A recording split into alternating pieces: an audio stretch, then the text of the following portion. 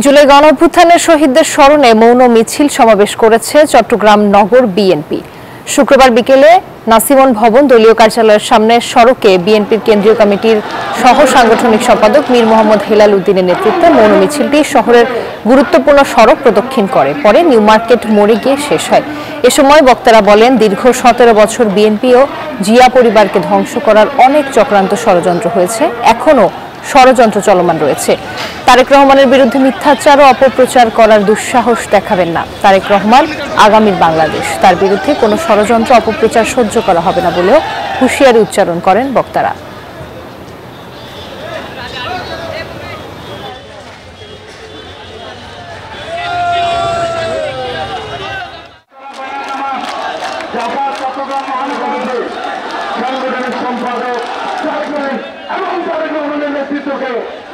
তাদেরকে ধন্যবাদ জানাচ্ছি, কৃতজ্ঞতা জানাচ্ছি। ধন্যবাদ। বাংলাদেশের বিরুদ্ধে ষড়যন্ত্র তখন ওই আওয়ামী লীগের বড় বড় নেতা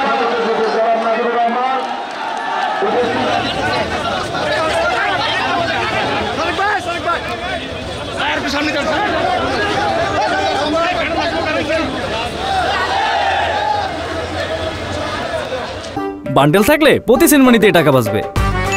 বিকাশ সেনমানি বান্ডেল কিনে জিতুন প্রতি লেনদেনে।